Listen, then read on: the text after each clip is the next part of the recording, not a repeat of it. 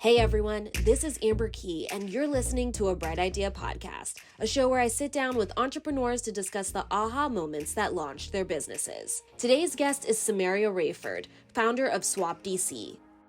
Swap DC is a creative recycling event in Washington, D.C. that fosters a diverse community around swapping clothing for residents who want to reduce, reuse, and live a more sustainable lifestyle. Swap DC aims to bring awareness to the consequences of consumerism on our environment and our culture. Taking a pop-up approach, Swap DC hosts collaborations with local businesses all over the DC area. In this episode, Zsameria and I talk about the DC culture, its influence on her style, and how she saw a need to cultivate a more sustainable lifestyle, starting with clothing. Let's get into this episode.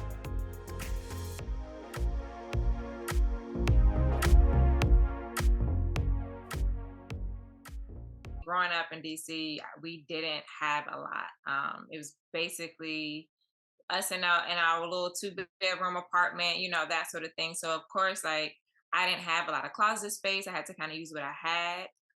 Back then, I wore pink every day, and so Mm. people would be like, "Oh my God, how does she wear pink every day? Like she's so creative, but she always wears pink."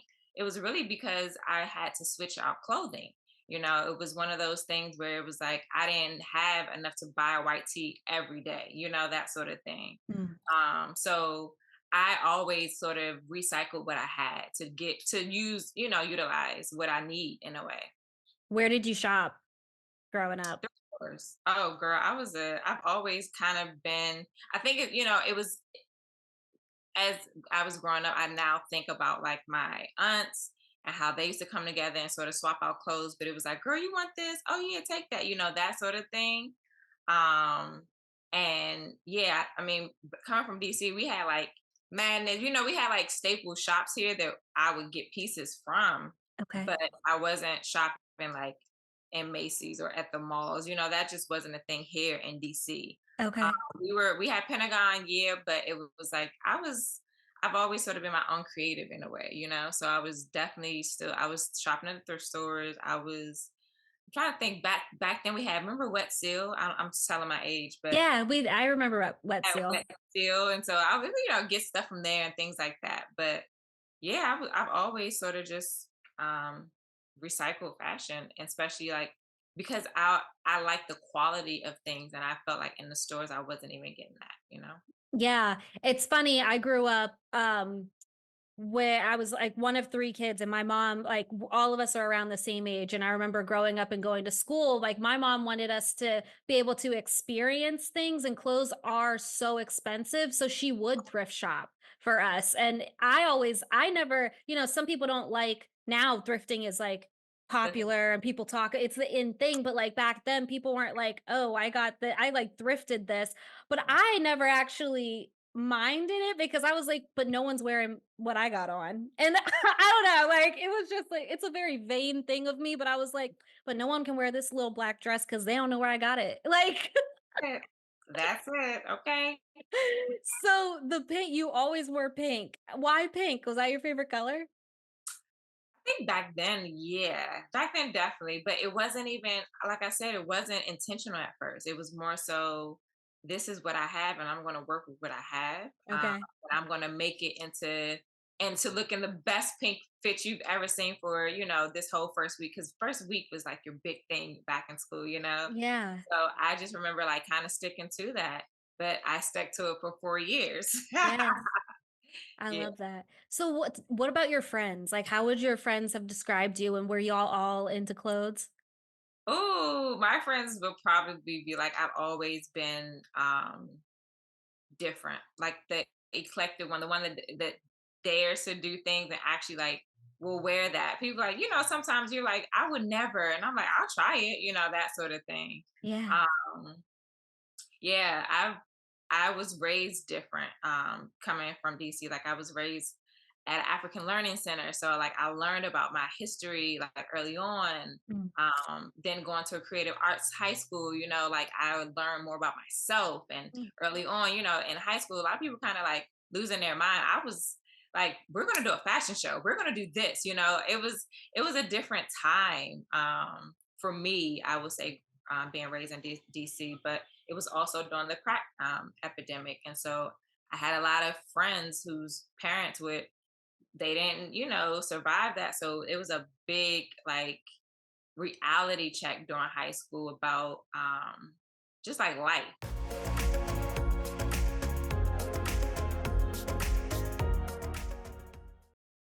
From, the time that you graduated from high school or you were in high school to 2015 when you decided to start Swap DC, like, sort of like, what was the culture and, like, also what led to you wanting to do this?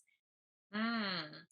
Because I got more into fashion. So then I went to North Carolina A&T for fashion merchandising. That was my first year, or my first semester, and I was like, "Ooh, I'm going to really dive into this," that sort of thing. And the things that I was learning about fashion, I was not excited about, because my whole thing was like, so what do we do after the clothes? Like after the fashion shows, what happens to these clothes? And it's like, oh, well, we store them, we try to keep them, that sort of thing. But some of the stuff we just sort of like give away. We may donate it, that sort of. And I was just like, wow, like that's interesting. And I didn't even dive into it then. I was just in college, like I was having a good time. I Yeah. transferred to business management, and then I did international business. And then coming back to DC after graduating and seeing how things had a big shift and change here, I was like, I need to be more involved with that change. And so I think I didn't start Swap DC as soon as I got back, but over time, like just seeing the drastic change that has happened here in the nation's capital within the last 20 years or within the last now 10 years, and some people can say within the last 2 months, you think about what's happening right now in the city. I knew I wanted to be a part of that change, but I wanted to be a positive change. So, Mhm. Can you describe what some of the changes were that you were experiencing, like, leaving DC and then coming back? um, certain things, like, I mean, I remember I actually thought about, like, why do people litter, and how we didn't have trash cans readily available. And then coming back, seeing more trash cans, things like that. Seeing people in certain parts of the city, not all of the city, but certain parts of the city, walk around with a trash bin picking up trash. Like that to me, I was like, oh, wow, this is a new DC, that sort of thing. Yeah, things like that. Small little changes, but then also seeing less black and brown people in DC. Mm. That was definitely a change as well. What area in DC did you grow up in? I'm from Uptown. I'm from Shepherd, a place called Shepherd Park, which is now, it's like over where Walter Reed, like that sort of area. Um, Okay. and now it's so bizarre. Even that, that was Walter Reed was like a medical center, and now it's apartments and a Whole Foods and Virginia. Mhm. Do you still have family over there in that area? No, I don't. I have friends that have bought places over there, thankfully, but no, I don't have any family. Most of my family has moved, from that area. What Yeah. you're describing is so polarizing. It's like very it's interesting because on one end you come back, you said earlier that you when you were graduating from college, there was like this crack epidemic. I mean, I'm sorry, high school, there was this like, crack epidemic. Yeah, So I was raised in the 80s, so it was around that time. Yeah. around that time, yeah. And then you leave to go to college, you're learning about fashion, you come back and you see like that the streets are cleaner, like people are coming around with like trash, throwing it out, but then at the same time the people that you grew up with in your neighborhood are no longer there. So it's like they're cleaning up the space, making it nicer, quote I'm using air quotes, but then the culture is kind of leaving, or the people that were in these areas can't even take part in the cleanup, if you will. And I just find that to be so like, what were you feeling during that time? Did that make you mad? Of course. Yes. When you hold on dear to something that you so called is your home, and then it changes without even a conversation. It changes without you even sort of expecting it in a way. Um, but that is a systemic thing, and that is something that over time I learned about, and I'm still learning. Um, but it wasn't. I know what is happening in DC um, is not an accident. It's not a coincidence. I'm Mhm. very aware of that, and so that's why I want to be a part of the positive change that is happening in DC. Because Yeah. it's a lot happening in DC. Mhm.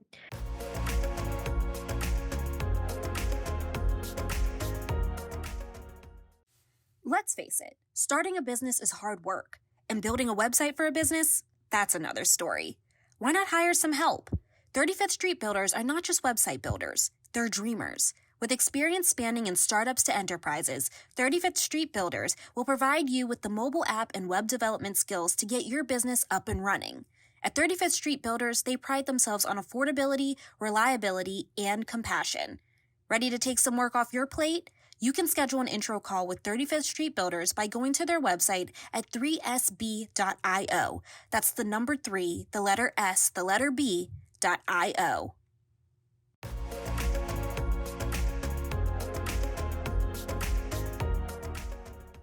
Let's talk about your involvement in the positive change. And let's talk about the establishing Swap DC and where that idea came from.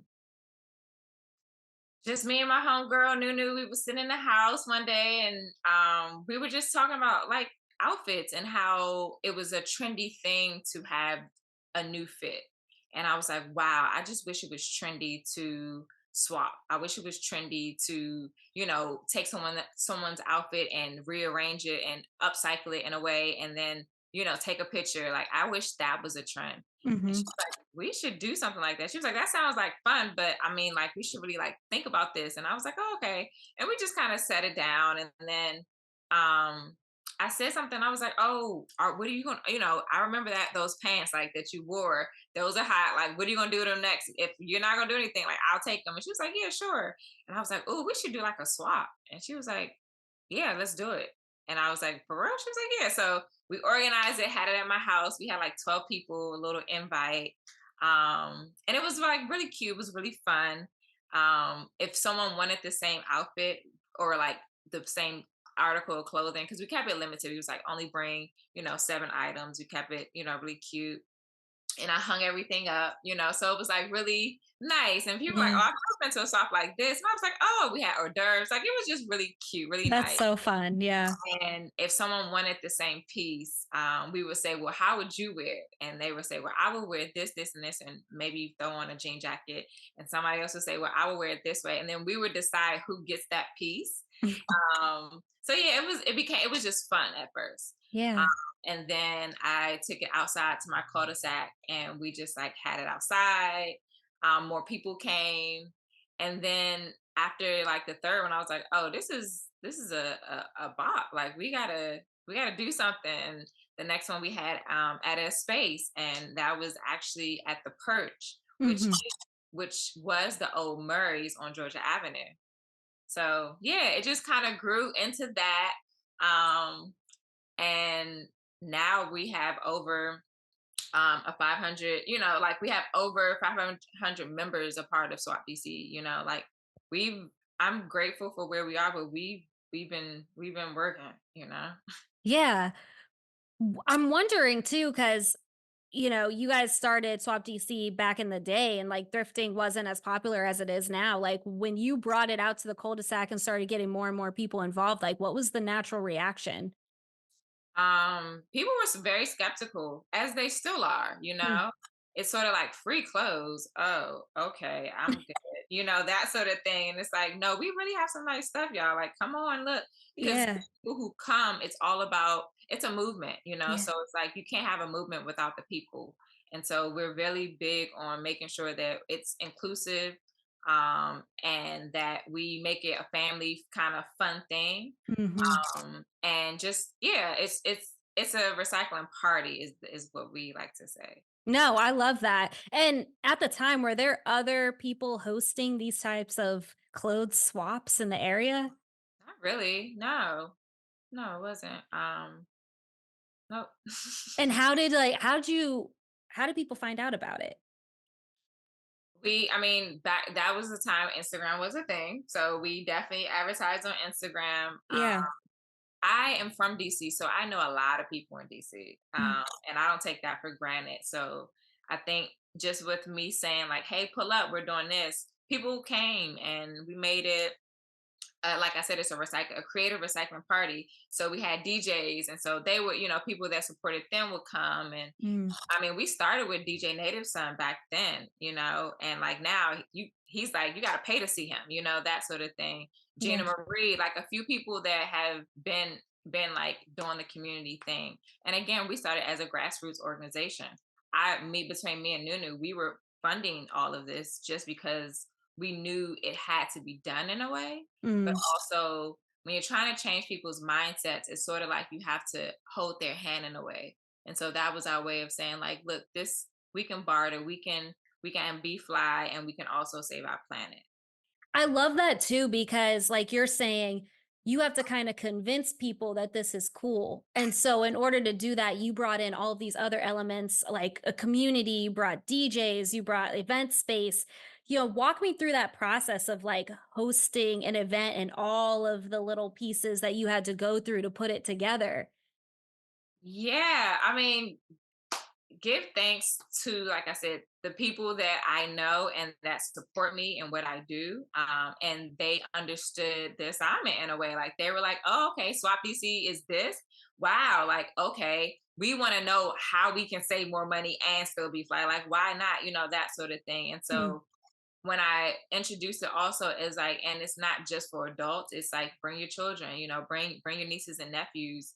That also I think made it more okay, well, I'm definitely gonna come through, and then we had the space, thank goodness Zachary at the time had the perch. And so Zachary held the lease of, like I said, the old Murrays, right there on Georgia Avenue, and opened the space to us. And we used a little parking lot, and I had some clothing racks, and we just set up shop. We were using like wooden pallets for shoes, and we got creative. We really got creative, and we had a good time. Unfortunately, because of the skin color of our skin, even in DC at the time, and you would think like, oh, this is 2015, like why are people calling the police on Black people Mm. having a good time? Because they do. So I remember like twice we had a swap, and we were like, oh, we're not selling anything. We're just, because somebody was like, oh, they're selling stuff over there. And we were like, no, actually, we're not. Like, it's free clothes, that sort of thing. And then another time it was like, oh, the music's too loud. So we turned the music down. And we always just we had to battle these things, just being who we are and trying to change the narrative in a way. Um, and then we relocated because Zachary got a fine. But it was other events. Like Zachary was definitely holding space for a lot of community events, and that was during a time where it was say her name. And so she was, we had visuals for people who were losing their lives to, just a lot of different things. And I think bringing awareness and seeing Black people do such a positive thing without alcohol, without shooting each other up, like even the neighbors at that time was not ready and used to it, unfortunately, because a lot of transplants, you move into an area and you want to change it. But what were you guys doing other than having music outside and exchanging clothing? Black joy. We were just having a good time and exchanging free clothing at the time. Yeah. I would have a friend, she had a raw vegan, Raquel at the time, and she would give out her free raw vegan food. Like we weren't selling anything. We wanted people to understand that if you contribute to something, you should be getting something back. It's a simple, bartering. Yeah. And so we literally would tell people bring 5 to 10 items. We would hang it up for you, and you can shop and take, kind of take max 10. I think at that time we were doing 10. And that was it. we had hula hoops out there. We were hula hooping. We had bubbles because I love bubbles. So we had that for the kids and for the adult kids, that sort of thing. Mm. Yeah, that was it. This leads me into my next question of like how Swap DC fosters a community among its participants, and then also like what role diversity plays in shaping these interactions. So I think when I think about environmental racism, it plays a huge role. When you think about how certain things are placed in certain areas, marginalized spaces, it's it's sickening, honestly. And even I think when we think about what we can do as a people, really it's bigger than us. When we think of, like you said, and how diversity is and inclusion lacks in a lot of the environmental spaces. I think that the more that we think about ourselves and the community we're in, then we can think about the planet. So I try, when I think of Swap DC, it's really the representation to show that no matter your size, no matter your age, no matter where you grew up or where you are, you can help save the planet. Like that sort of thing. Mhm. Yeah. I want to talk too, and just hearing you say that, I think this is a really interesting topic on just sustainability, but also being Black and environmentally friendly, because I think oftentimes they leave us out of the conversation in that we don't recycle, we aren't sustainable to the planet, and meanwhile, if you look at our culture, we've always been people that have exchanged clothing. We've always been people that have gardened and recycled just because like oftentimes we had to. So I Yeah. want to know too, but in this at the same time they don't want us to think that we have contributed in this way. So, and often, and I want to say also that sometimes as Black people, we drink the Kool-Aid and believe and actually believe that. And so I want to go back to when you first thought about Swap DC, it was really so you and your homegirls could like exchange clothes, but then it turned into a movement to help save the planet. How are you, for people that are coming for the first time or came for the first time in 2015, or were like, how's this saving the planet? And why are y'all exchanging your own clothes? That's dirty. Like, how are you educating people on why this is good for the planet? Well, first, the only thing dirty is you not saving the planet. That's dirty. If you like, if you Speak on it. Yes. spin on it, really, truly, because we have to remember that we only get one planet. I don't care how much money you have. If this planet, if something happens to us, it's going to happen to all of us. Mhm. But being Black in this world definitely makes you see how sustainable you have to be to survive. And Yes. so I think I allow my ancestors to really drive what I'm doing, to know that um, I'm making a change, even if it's in the slightest little way. I Mhm. try to hold on to that. Um, Indigenous people were here long before someone came over to this place and said that they found this place, and I think we learn from them too. And we've been sustainable. We've been doing this, and I think it's Swap DC isn't about reminding people about that. It's more about allowing people to see that we're still doing this. Mm. That sort of thing.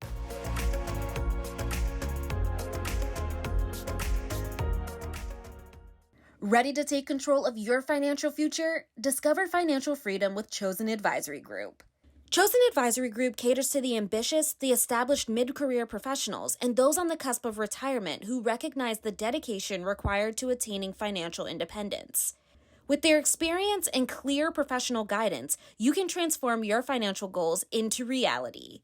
Life is stressful. Money should not be. Begin your journey to financial clarity. Schedule your complimentary consultation at www.chosenadvisorygroup.com.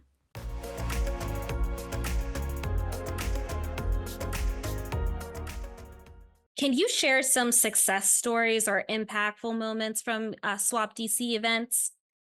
Mm. Usually I will say seeing how children respond over the years and how they light up even, when they come back to a swap. I Okay.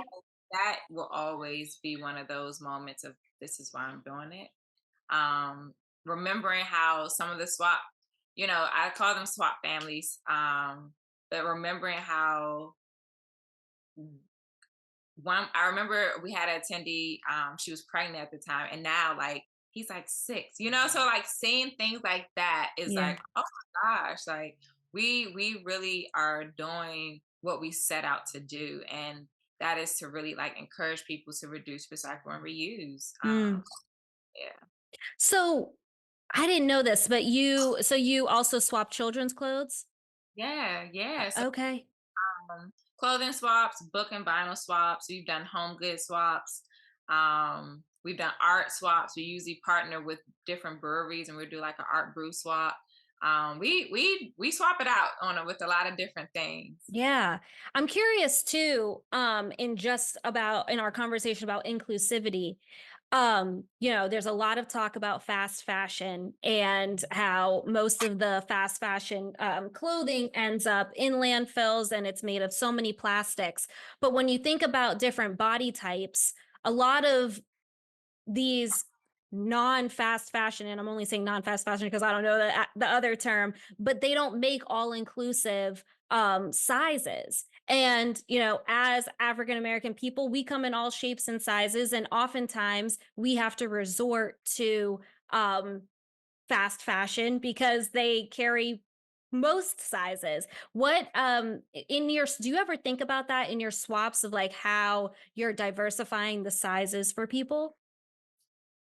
Well, because we don't produce clothes, it's kind of difficult. It's more like if someone brings larger stuff, then we'll have larger stuff, that sort of thing. But we have partnered with other organizations and done like a plus size swap, that sort of thing. That's But I guess awesome. I've never thought of, you're right, as far as like inclusion with just fashion in general. You always think of a size 0 to 2, that sort of thing. Mhm. Um, yeah, I mean the fashion industry in general is killing our planet. Like if it's not recycled or upcycled, it's not contributing. And Mm, so it's like let's really think about what we create, moving forward, and how we can leave something better, hopefully, for the next generation, mhm. and not just use up all of the resources, natural resources, um, and for not the greater good.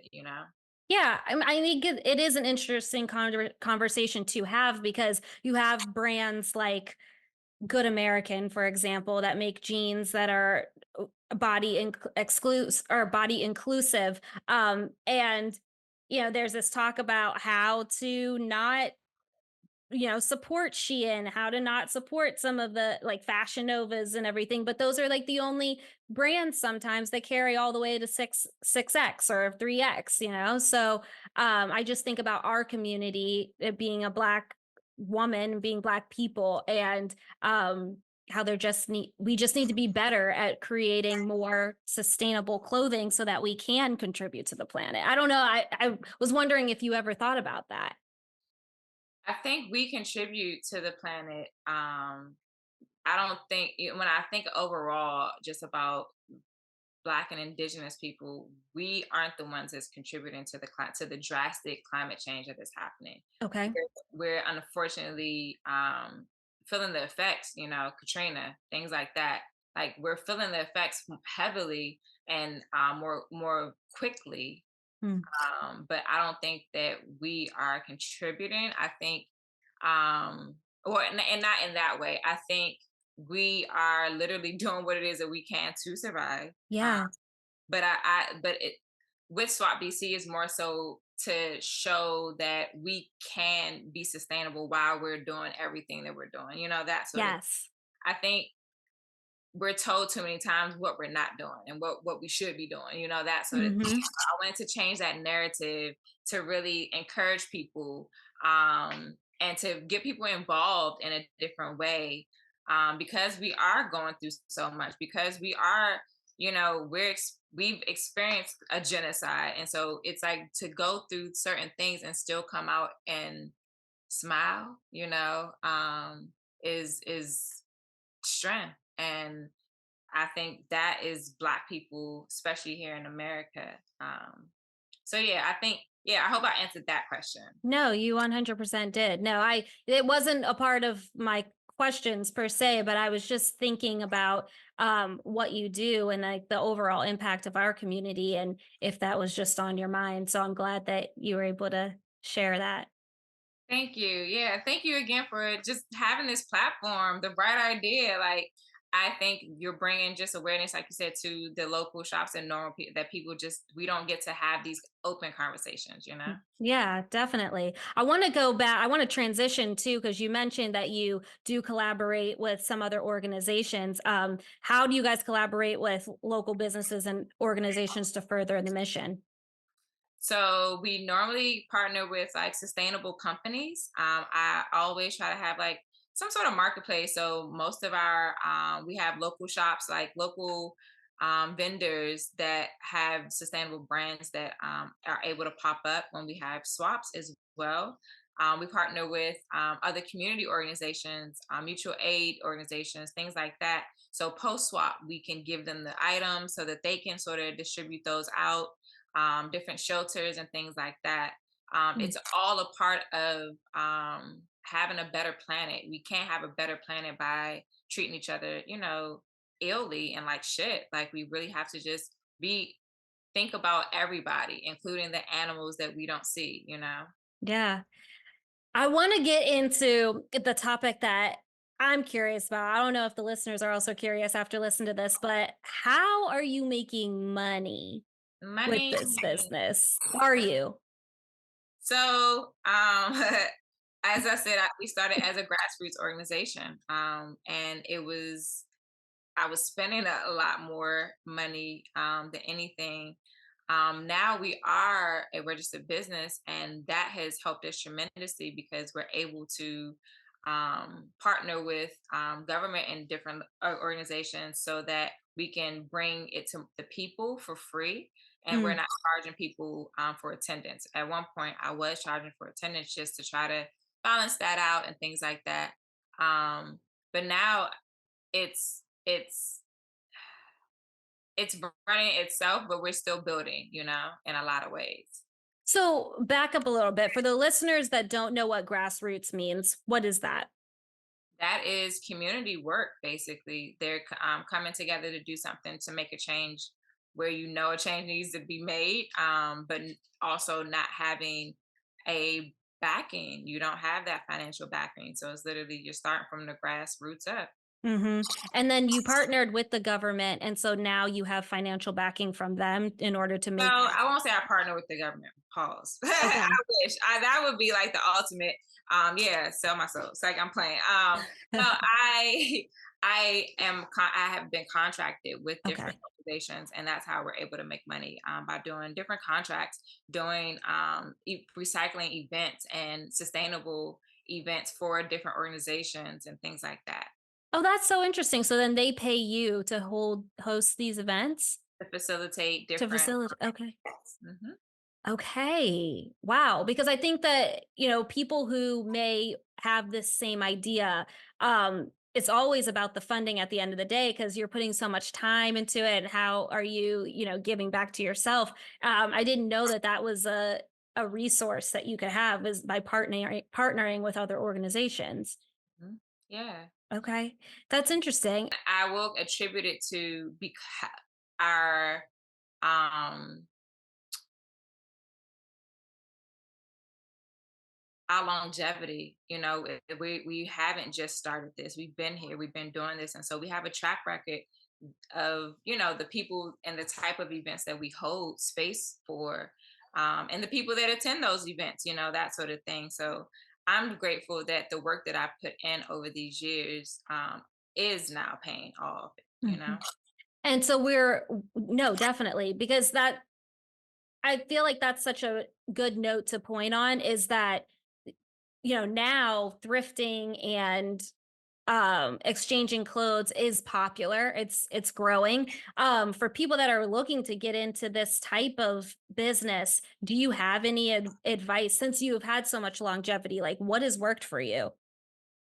Um, really realize, I think longevity, remembering your why, remembering why you start. I think if you go into this business, something like recycling, upcycling, sustainability, go into it thinking, oh, I'm gonna make a quick buck. That's not it. So really thinking about your why, and what drives you to want to do the work for the planet that may not be quote unquote recognized on a larger scale, but you know that you're making a difference. I also think for you too is like you're a DC native and you started this conversation by saying you know a lot of people. So your network is vast. DC is now transient. And so somebody coming in from somewhere else who doesn't have the cultural ties or doesn't know the city, like how can they be successful and also contribute to the community that is DC? Learn the community that you're in. Instead of, you may want to partner with someone who's been doing something that you're interested in to learn more about what they're doing, opposed to just jumping out there and doing what Hmm. you, not to say you can't, but I think learning learning where you are to then get where what it is that you need to go, where it is that you need to go. um so even by being a transient, learn your neighborhood, learn your community members, see what they're doing, and then see how you can, be like, oh, well, I'm interested in this, and how that can connect to the next person beside you. I mean, and of course, we have so many platforms to connect and all of that. And so just putting it out there saying, hey, I'm interested in learning a business on lingerie, that sort of thing, and seeing, what you get back. But I think first you have to just let it be known that what you're interested in, and then the sort of, you'll meet people along that path. Do you think that swaps are here to stay? Of course, yes. It's the only one and only creative recycling event in the DC area that fosters a fun and nurturing event space for everybody. And I want to continue to expand that. We had a one-on-one song workshop, and we had someone do sign language. So I want to continue to like make it open to everyone. So at least it's not just the black and brown thing. Like, we know we're here, we know we're doing this, but we want everyone to sort of feel included with what we're doing. Sure. So, what is next for Swap DC? What are some cool initiatives that you have going on? So we have our swap bins all over the city. We have 4 locations right now. And those are bins that will be, in spaces that you can drop off your donations. Oh, Um, cool. and so one right now is at Sycamore Oaks in Southeast. Another one is at Lydia Gardens, which is in Northeast Nanny Helen Borough. And then we have the other one, which is at Dreaming Out Loud Farm at the Kelly Miller Farm, right there at also Nanny Helen Borough. It's right off of 39th Street. And all this information you can find on our website, Mm. swapbc.com, and then it says swap bins. And you can make donations there. We're also working on our youth initiative, our swap youth initiative, and that is where we get high schoolers involved with recycling and helping out with the swap bins and things like that, Mm. and different programming to really drive the environmental, well, to encourage environmental literacy, really. And then this is May, so we have a another swap this month coming up. We're partnering with Irresistible Revolution, which they do like fire dancers, and they're like they're just a different. They have a different way of what they, I think, not revolution, but it's more so what they feel like, community and openness. And it's just, I love it. Every year we partner with them to do their events, and that will be at the Old City Garden on May 18th. And then May 19th, we will be at Black in Space at the Woolly Mammoth, and we'll be doing like a cute little record swap there and giving away records as well. Oh, cool. No, I love that. I'll be at the record swap for sure because record vinyls are expensive these days. Yes, they are. How can people get involved if they want to participate? Well, you just told us how we can participate, but if people want to volunteer, can they do that? Yes, yes, of course. So you can visit our website again. That's Swap DC, SWAPD as in district, C as in Columbia, .com. And we have the RS, I mean, it's the button that says join or join the wave. And you click that button and you'll put your information in and it goes straight to our volunteer page. This was awesome. Thank you so much for coming on the show. I think that people that are listening to this show that are in DC are going to love this because they can be involved. They can also, help with decrease their carbon footprint. But I feel like people that are listening to this that live in other cities could really take from this that either starting their own or, finding one in their areas. And you've just hit so many great points and have been really enlightening today. So I'm so happy that you came onto the show. Thank you. Thank you so much. Thank you for having me again. This was cool. Before I let you go, I want to do a rapid fire if you'd be willing. What is that?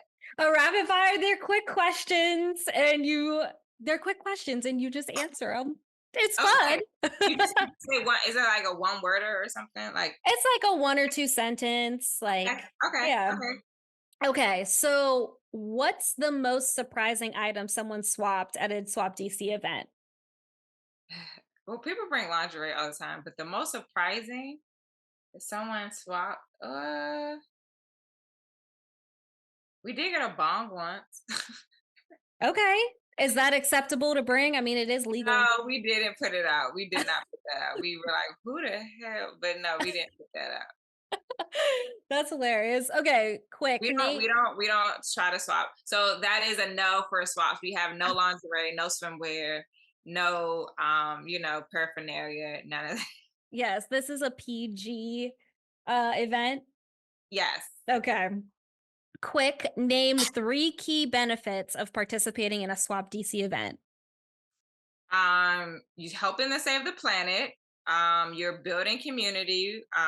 You're networking, and I think was that 3. And it's fun and it's easy. Yes.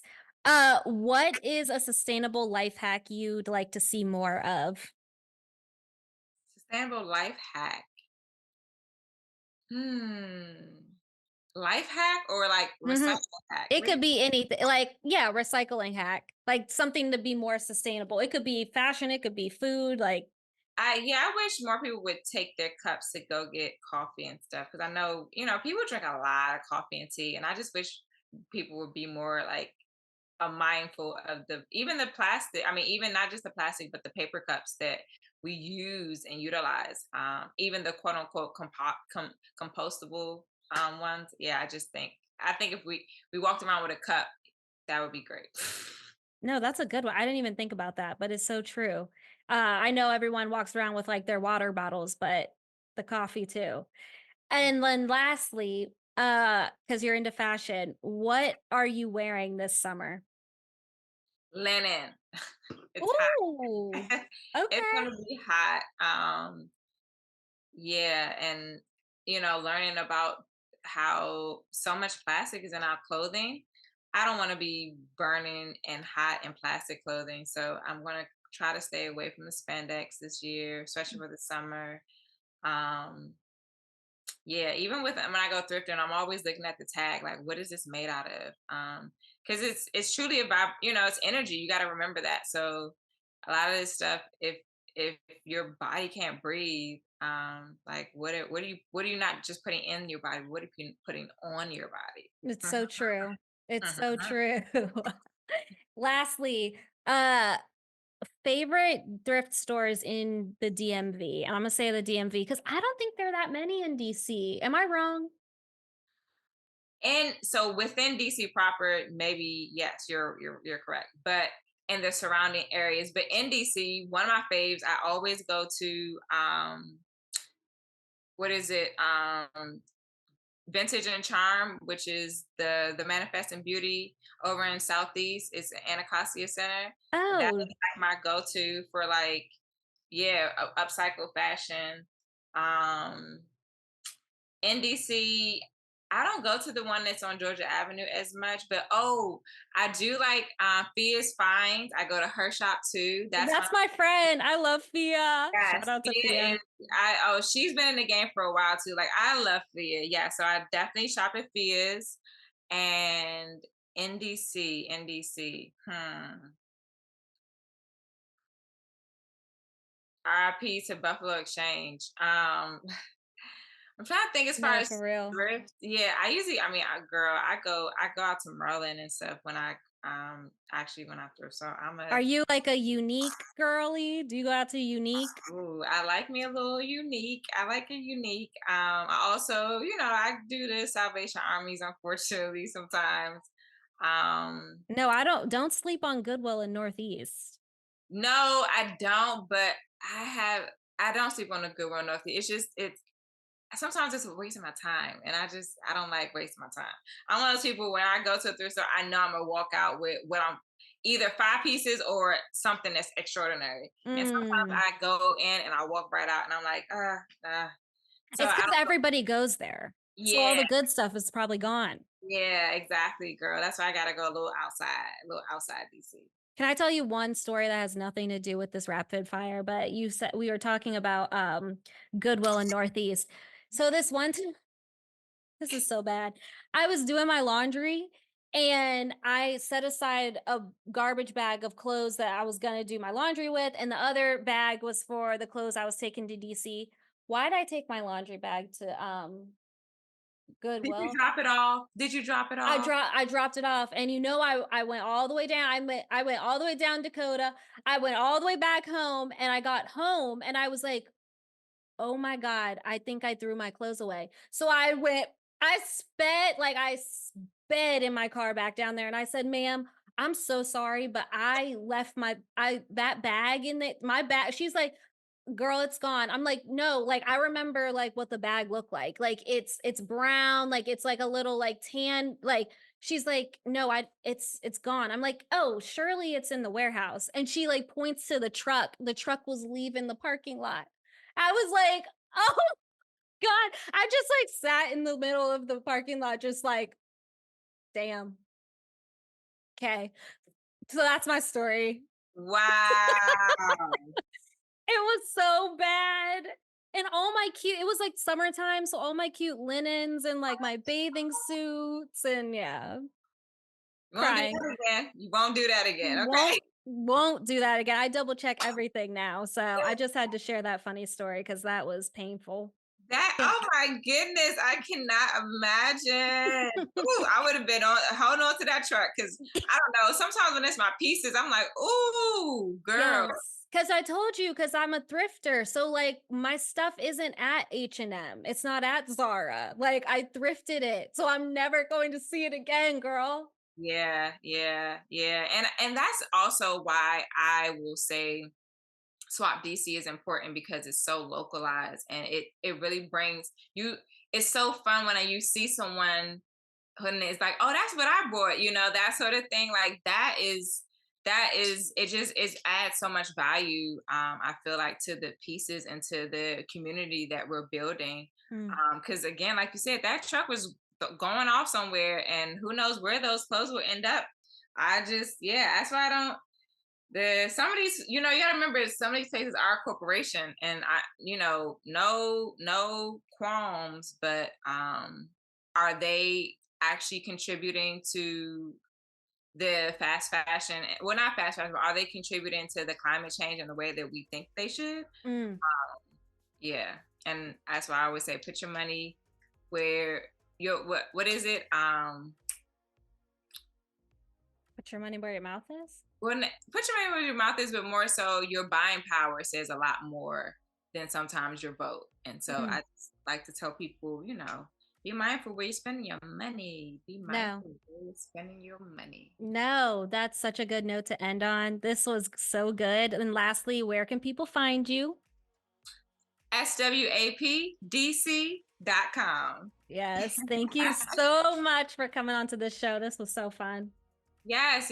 Thank you again for having me. And like I said, I'm so grateful to be able to bring awareness to something that's so important and that affects our planet. Thank you. Thanks, Zsameria. That's it for this week's episode of A Bright Idea podcast. Today's guest was Zsameria Rayford, founder of Swap DC. If you'd like to attend one of Swap DC's pop-up events, you can follow them on social media at Swap DC. If you'd like to volunteer or collaborate with your small business, go to their website at swapdc.com. If you enjoyed this episode, like, subscribe, or leave a comment. Until next week, I'm Amber Key.